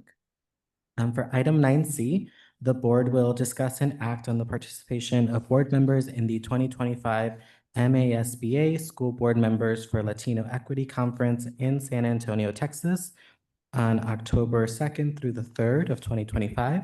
Superintendent McGee. Yes, it is board policy that if a board member requests to attend a professional development event outside of the state of California, it comes to the board for full approval. So this particular event, I believe, is in Texas. And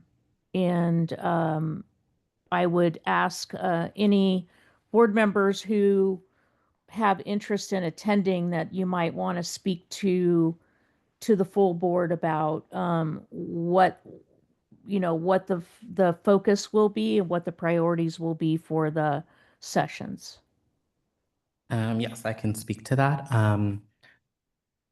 When Superintendent McGee and I released our joint statement back in January about immigration and student safety, we received some feedback from folks, and this our joint statement actually reached the MASBA organization, and then I was reached out personally by Dr. Betty Taylor, who is the chief officer of the organization, inviting me to attend because their focus is on creating change and supporting Latino students and families. And this is a national conference, so it's folks throughout nationally who are doing work to support the students and families. And given the current political climate, the more partnerships that we're able to establish or more conversations we're able to have and just learning what other communities are doing, I think would be great to bring back here. So that way we can continue supporting all of our students and families. And for me personally, one of the reasons that I joined the board was specifically for our Latino students and families. And then I also sent this to Trustee Arias, and I'm not sure if she has anything that she'd like to add. Thank you. Well, yes, I think the invitation, I really appreciated that because what I would just want to second is what you said about our current climate. I think it's important to notice that, what's happening, the more we're able to educate ourselves about what others are doing across the country, I think we're going to be better informed to be able to make decisions within our communities. Thank you. With that, are there any comments or questions from the board? Trustee Alvaro? Thank you. I just have a very basic question. What is MASBA? Yes, Mexican American School Boards Association. Got it. Thank you. Yes. Trustee Bonini? Oh, sorry, it's very loud. My question is, you were invited, and also, are you sharing as well? Are you being asked to present or do anything else to share what we're doing to sort of? No, just to attend. Just to attend. Yes. Other comments or questions? Are there any comments from the public? No comments. Is there a motion to approve the participation of board members in the, let me backtrack. I know in the past we wanted to specifically state which board members. Is that what we want to do this time around also?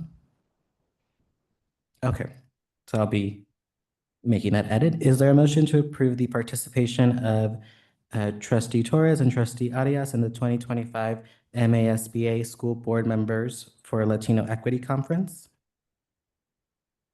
So move. Is there a second? Second. Thank you. There's a motion to approve the participation of board members Torres and Arias in the 2025 MASBA School Board Members for Latino Equity Conference made by Trustee Gerard and a second by Trustee Alvaro. Is there any further discussion? All those in favor say aye. Aye. All those opposed say no. The motion passes with a vote of 7-0, and the board has approved the participation of board members Torres and Arias in the 2025 MASBA School Board Members for Latino Equity Conference. Thank you. For item 9D, when an ad hoc subcommittee meets or a representative attends a meeting related to their given assignment, board members may choose to bring a report to the board at this time. Would any board members like to report out? Trustee Love? Thank you. The School Adequate School Funding Task Force met on Monday, and it was our third meeting, and Executive Director Ian Bain facilitated, did a wonderful job, and we had good attendance. It was a hybrid meeting, and we ended the meeting with some ideas to kind of flesh out a little bit more, dig into them as well, and we'll be doing that work over the summer and hope to have a draft by the end of the summer, and we'll have to figure out where, like, bringing that back to this group fits in. But the idea is then for the beginning in September to get that to the legislators so that they can start working on maybe moving it forward. That's the hope.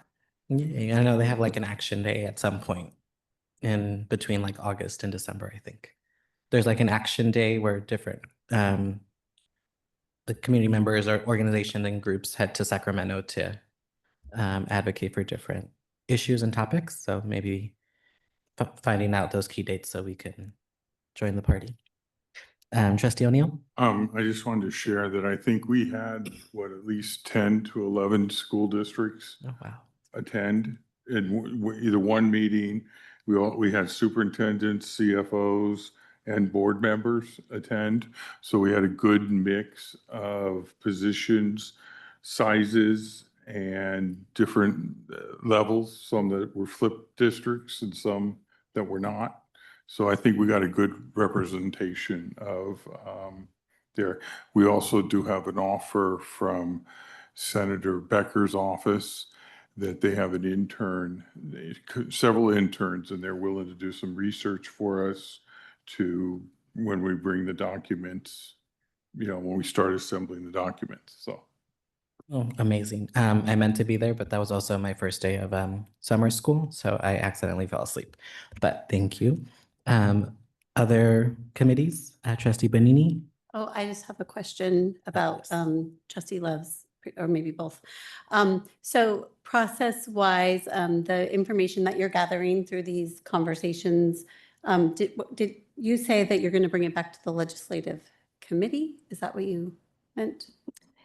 The legislative subcommittee? Yes. This is the legislative subcommittee's Yes. effort. So you're doing like a report and then bringing it back to the board, or is that the Yeah, process? so these have been official reports from the legislative subcommittee, Mhm. which this task force is part of it. Oh, I mean, not this report. I mean, the final report that you Oh, yeah. prepare So- from your yeah. meetings.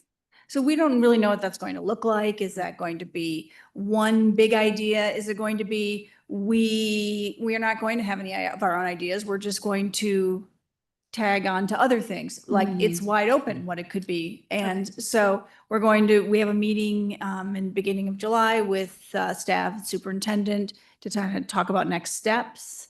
But yes, it will come back to this board. And because this is not, it's sort of this task force is like the board is part of this task force. It's not just a board thing. So whatever comes out of this is not necessarily just to the Board of Education's report, right? And policy recommendations. It will be coming from a task force that includes all of these board members and superintendents from different districts. And I did want to share that we had several of the districts actually tell us they were happy to see that the county was moving forward with this because they have all been trying to do it alone. But this was the first time that the county office has actually led the charge. And there was a couple districts that did mention they were appreciative of that. And we think that'll be more beneficial than it's just this board's subcommittee or this board that's going forward. It's actually a lot of voices from across San Mateo County that are all on the same page saying, we need something done and here are the ideas that we have. And then it's up to the legislators to decide that one makes sense, I can run with it, or that one doesn't, or and such. But at least at this point, that's where we are. But we'll keep this board informed. When there's a report, maybe we can bring it back and people can weigh in on that as well. Trustee Bonini? Sorry, my further comment is just my experience with our subcommittees is that we bring things back. Like that's the purpose, right? To bring it back to our board. And so it's confusing to me that it's like, oh, we're doing this and then you're going to kind of represent it out with others. I know you're doing the work with other entities, but it doesn't seem in order to me. It seems like it should, at least the positions that you might take on behalf of our board, because you're part of our board, would come back to our board. So I would like some more clarity on that, just so that I understand that and also how it sets a precedent for other work. Because I think it's important that our whole board, we don't speak, even three of us don't speak on behalf of the whole board, right? As an example for the workforce housing, we're doing the minimal things we need to do and then we're bringing it back. We're not going to say, yeah, go ahead and do that. And we're collaborating with these other entities. So it's kind of in parallel. So I feel like that needs to come back to us first. Yeah. That's my request. We're all just individuals sort of on this task force doing this work. It's really come from Trustee O'Neill, who really pushed it forward. So we don't know. We're kind of building this as we go, and we'll come back with something. If it's a report and here's some recommendations, does this board want to put its full name on it? I mean, I guess we would take it back because we'd want this to be a report from the Board of Education. So we just have to build more time into this process. And so maybe we thought we'd get this done by September, maybe we need to get it done by the end of July or something, so this board has more time to process, and all the school districts have more time to process it. Or we wait and next year, we don't try to get this done this fall, it rolls over to another time period. Yeah, and I'm not suggesting that it's an impediment per se, or takes more time, just that we're aware. I think, no, we're not going to go just give this report to the legislatures without this board looking at it, okay? But I don't know if it's appropriate for this board to be sit there wordsmithing and killing it by 1,000 knives and cuts, because we have said this is 10 districts in this county that are having this problem. And we're going to be getting the research to build that this is not just San Mateo problem, but this is a state problem. We've identified 3 other counties here where there's some districts that are getting 2 and 3 times the funding other districts are getting. Yeah, I'm. So I'm not gonna, will not vote to have this die by 1,000 cuts from this board. When we're saying this is from the districts in San Mateo County with the support of the County Board of Ed. Thank you for that clarification. And I wasn't suggesting that we would do that. It was more that we're aware of it and that you get input from us in case there is anything that we think, oh, that's great, or have you considered this? That's normally what we do in our professional way. And so that's how I'm presenting it, not as like, bring it to us and we might not like it. Like that is not, as a board, that's not like really what we usually do. But I did want to kind of, as I said before, make sure that we're following our own protocols, because there are many projects that people work on independently, and that is okay. But when you, and you can go work on that and be part of that and express your opinion personally, but when you're doing a committee on behalf of the board, it's a little bit different. So you're doing this under the guise of your committee. I have been on boards for 24 years. I know how the system works. But you Thank don't know how we work. You And haven't I'm- figured that out yet. It's protocol. Excuse me. Trustee Alvaro? We are not looking to kill anything. We are not looking to wordsmith anything. But if something goes out that says it's from the County Board of Education, it has to be from the County Board of Education and not just from a subcommittee. It has to be, because if you want to say that you have the power of this office, it has to be that. And so it comes before this board, just like that report there. The Housing Subcommittee is doing a whole lot of work.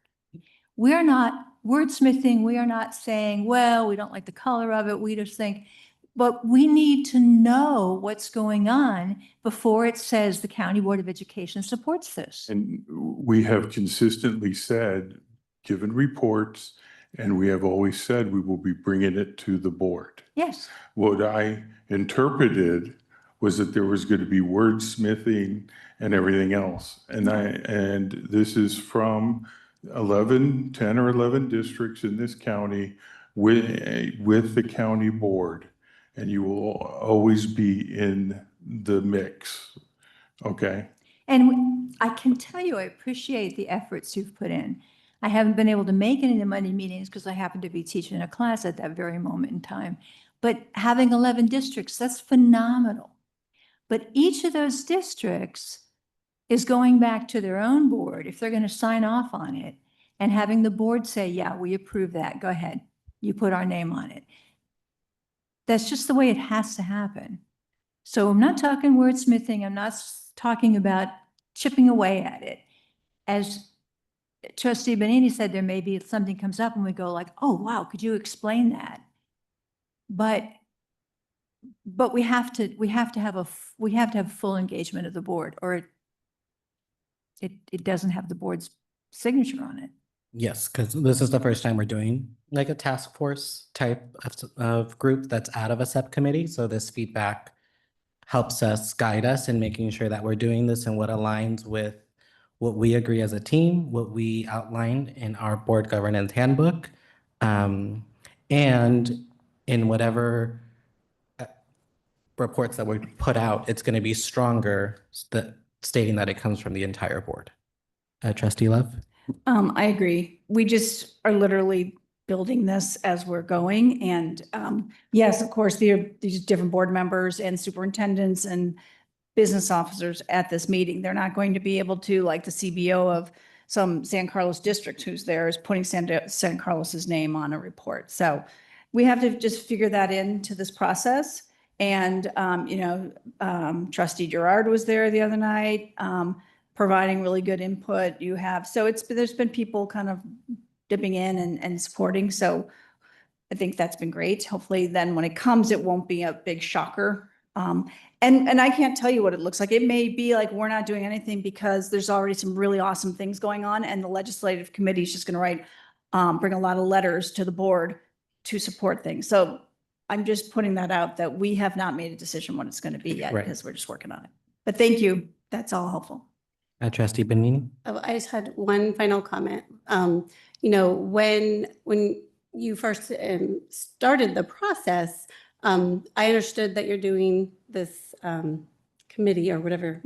Sorry, I'm losing my words now. But my understanding of it was that it was coming back, that it would be something that you're getting this input. Like we've done a similar thing, I'll just say, like with, say, like the Gateway Subcommittee. We've gathered information from the public, right? So that we know different facets of concerns that we have around closing the school or not closing the school and all of those things. So my framing of it is that you're gathering this information, not that it's like this task force that's like going forth. That's not how I understood it.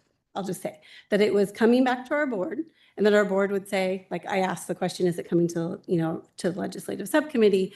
Are we then using that information to take an action? Because our power, what we have here, what we do as a board is together. And so that's just me restating like how I was framing it and what I anticipated. So I don't know if that's helpful, but anyway, that's my thinking. Before moving forward, I think this is a great example of why our board retreat coming up is very important. So that way we can just all align as a team. I know we have new board members and it's a new team dynamics and it's learning how each of us work and operate. So I just really emphasizing the importance of our board retreat coming up. So that way we can, when situations like this come up, we can approach it in a collaborative way.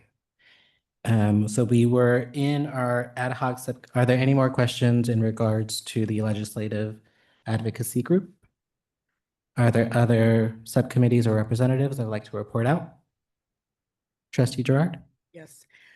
This will be very brief because it was a housing subcommittee and we did meet 3 times, and what we thought the report was going to be this evening is not. We already had our report, but I did want to reiterate that we have been meeting and have been very active in the process of looking for property.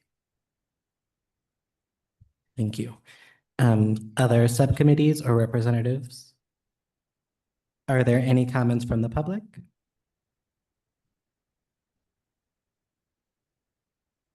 No, sorry. No comments from the public. Thank you. There is no action to take on this item. For item 9E, the board will discuss topics for future board agendas. Would any board members like to discuss agenda ideas?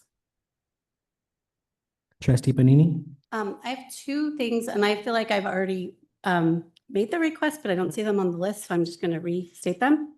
One was discussed at a meeting. So one is a request that we have an item that we look at updating the regs and processes and communication plan to seek student board members sometime between now and the start of the next school year. I think that was a discussion also that Bethany was interested in.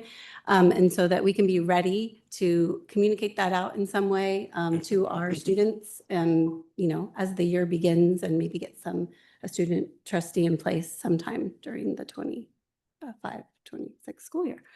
And then the second one is I asked that we revisit my long ago request for a process for the board to appoint members to the SELPA's CAC as representatives, whether they're community members or parents or others who are outlined in the statute. And that, we, before, so we can go through that. We do have, as far as I understand, we have one person who we agreed to appoint, which was internal. So I think, I don't know Zoni Boyer's official title, but I think Zoni is still working in that capacity. And so one of the reasons for this, I mean, when we talk about it, we can talk about, address it. We can talk about why it's important. But one of the functions that I see is exactly why districts appoint members to the CAC, because they have students within the special education system, which we do. And then they are a liaison in a way, and then they would report back to us as to what's going on too. We also have our liaison positions to the SELPA, but this is specific to the CAC. So that's my other request. Thank you. Other future agenda ideas? Okay, there is no action to take on this item. For item 9F, board members will comment. Trustee Alvaro? I just want to mention that I did make it to the Gateway graduation, and it was, there were only a couple kids, but boy, were they enthusiastic. There was actually one young lady from Canyon Oaks and 3 young men from Gateway, and lots of parents, lots of support, lots of friends. It was really quite lovely. So that's what I have. Thank you. Thank you. Trustee Arias? Not real attendance to events, but I just want to bring up for us to just continue to think about all those students and families who at this point, been separated and I think sometimes we see it in the news, we think about it, but then our busy lives get in places where we need to, continue to do what we have in our lives. But I just wanted to bring that back to continue to think about that, because even though we see it in LA around our communities, and I speak for my own community in South San Francisco, there's still a lot of fear. There's still a lot of, and not necessarily a lot of times it has to be about you, but a lot of the times too is about people or friends or your neighbors. So that's what I wanted to bring up to just think about that, keep that in mind. Thank you. Trustee Bonini? Thank you. So I have a few items. One is sort of related to our discussions around funding, but I had an opportunity to attend the Child Care Partnership Council meeting here at our offices on Monday. And I feel like some of the funding, I've been thinking about this for a long while and kind of engaging with funding the next generation and just different opportunities where there was a fundraising fund component. And that's a huge discussion right now in that realm for childcare. And so a lot of times those types of measures that they might be considering that might be, funding to boost the funding to create a dedicated, sustainable source of funding could be partnered with childcare, I believe, and other family-related, education-related topics. So I just wanted to note that it's worth, paying attention to what they're doing as well for that discussion, if you're not already. And I learned a lot at that meeting. I've never actually attended it before. And there was just a lot of input from consumers, from providers of childcare. And I felt, it was a very worthwhile place to be. Also, I already mentioned that I attended the Juvenile Justice and Delinquency Prevention Commission meeting last night. And then I asked the question during the LCAP around the PeerPoint, the focus on restorative justice. So I've sort of already covered that. But also there was important, public comments and things that happened at the meeting. And of course, I feel like that commission is a partner with what we do, because they're also focused on the students in our schools. And there's mental health components and things that were raised during public comment. So I just wanted to encourage board members to go sometimes to those meetings if you can. They're whatever the last Tuesday in the month. They are on Zoom, and you can go in person at the Manzanita Hall where they're holding them now in County Center. But it's very useful to go. It's a lot of good information about our program, our schools. And then I wanted to share that, I might have already shared this, but that I was invited to be a member of CSBA's County Conference Advisory Committee. So that means that I'm helping review proposals for the fall conference, which I did this past week. I'm also been asked in that capacity to assist in identifying general session speakers for the fall conference, assist in identifying speaker for the breakfast at the AEC, which I gave feedback on at the delegate assembly, which is I think why they asked me to do this. And then also developing the theme for the governance workshop for next year. So I'm honored to be asked and just get involved. I've never been on a CSBA related committee before, so it's my first time, and so far it's going okay. And then I also want to note we are going to, for all board members, just as sort of an announcement, we're going to start organizing and beginning to put out some messages from SMCSBA. So I think before I shared or someone shared that I am I'm the president of SMCSBA now, and I'm super grateful that Patricia Lev has also stepped up to help out with the work and do some communications work. We know she's expert at that, and of course Beverly's there as in her role with CSBA on that board, but everyone's invited to those meetings. So we're going to put out some communications, invite anyone who wants to attend to the board meetings, and also try to start vetting ideas for what we want to cover as far as topics this year. And so you can start thinking about that, and those meetings might happen maybe at the beginning of August. And then just lastly, I was excited to attend the Pride Parade on the 14th. President Torres was also present, and it was exciting. We worked in the booth, we were in the parade, and it was fun. We had a lot of people coming to the booth. We had a lot of flags. That's the kind of what we brought, all the different flags, and I was learning as I went, but there were maybe 30 different flags that represent different identities, which was really, really neat. And it was just such a great event. And then I also attended on Wednesday, last week, I attended the Canyon Oaks 8th grade promotion ceremony, which was beautiful. The staff from BHRS, our staff, there's just so much energy. There were students, family, and they have a tradition of sort of having people just make comments from the crowd. And there were, grandmas calling out, encouragement, and there, were staff and BHRS. And so it was just a really joyful afternoon, and I was really glad I could be there. So that's all. Thank you. Youth Commission Liaison Zhao? No comments at this time. Thank you. Trustee Love? Thank you. I just have some gratitude. Thank you to the board and to Executive Assistant Perna and IT for allowing me to join the meeting remotely last time. I appreciate having that opportunity. I also appreciate the resolutions for those retiring. I know some of those folks, they have done wonderful work here, and it's I'm happy for them, but sad for the organization. Wonderful to see Christine Martinez. She was always one of my favorites colleagues, and always can celebrate her. And then thanks to the superintendent's staff, the superintendent for all the work on the LCAP and the budget, all those folks that were here doing that, really appreciate it. That they have led us through. There's been a lot of transparency and a lot of engagement with the board. So I appreciated that. And Executive Director Darnell, presentation, wonderful, and all the work supporting our districts. And then Executive Director Hardy is here representing the, leadership team. And so giving her a night up to be here. So appreciate that as well. So thank you all. Trustee O'Neill?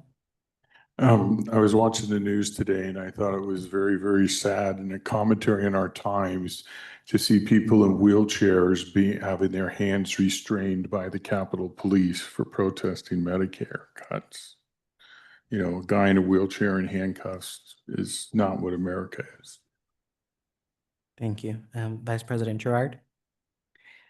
Yes, I just, excuse me, a couple of things.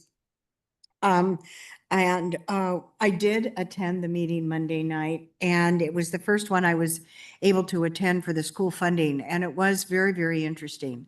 And I actually learned a lot with all of the different districts and personnel from those districts that attended. And so I encourage any of the board members that can participate. I participated by Zoom. So I was not down here, but it was still very informative. And I'm very happy that you arranged to have it hybrid so that people could attend by Zoom. Thank you. I'm giving you guys credit for that. Thanks. Also, I wanted to let everybody know that ACCBE is working very diligently on several informative events coming up. And they will be on Zoom and they will all be recorded. But there's a legislative advocacy coming up. I can't even talk yet. And we have a wonderful presentation that will be given on how to set a superintendent salary. And that's going to be given by John McPherson. And he gave it last year at the conference and it was very, very, very good. And then several other things that we have that we're stirring in the pot right now. We had a 2-hour meeting today. So I just wanted to say that. And again, I can't say enough about attending all of the graduations that we had this year. They were just phenomenal and always just does my heart so much good to be able to do that. So, and I just want to give a shout out to all the students and the parents and all of the participants that help support these kids. It's really, really important, and to thank our staff for all the work they do and for the reports that we had this evening that were also so informative. They don't happen by magic. There's no pixie dust being sprinkled. It's a lot of hard work. So thank you very much. Thank you. I have a few things, especially because I missed the last board meeting. So first, thank you to Vice President Gerard for running that meeting in my absence. Pretty sure you did well. I also want to thank the teams at our Corton Community Schools for the graduations. They were so beautiful, and it was just great to see students and families all together and celebrate the joy and the successes of the students. Again, I can't thank Armando and his team enough for their work and the turnaround for so much information and the whole process. I also want to thank the subcommittee, Trustee Bonini and Trustee Gerard, for being in those meetings. They were also very quick in turnaround, and then Superintendent McGee and the SMCOE team, just so many incredible people. I'm sure we're going to find something soon with all of these hands on deck. I also want to thank the board for approving the MASBA conference for Trustee Arias and myself. And then for Trustee O'Neill and Trustee Arias, I sent you like some of the initial documents for the Workforce Housing Subcommittee that I was able to find with the initial conversations with Hart. I didn't find the exact MOU. I found like a draft. So hopefully someone can send the actual MOU. And I think, oh yes, sorry, one more thing. I also was able to attend the Pride Parade in San Mateo. I'm not sure if we have a mascot, but if we do, it's Rich. He was great, and he drove the convertible. I was able to be in the back, waving the flag and giving out stickers. So that was a lot of fun. Can check that off my bucket list. And yeah, thank you to everyone who presented. There's a lot of work, especially going into the summer. So I appreciate everyone's efforts. Item 10 is the adjournment. The next regular meeting will take place on Wednesday, July 16th, 2025 at 7 p.m. And this meeting is now adjourned. Night, everybody. Good night, Nancy.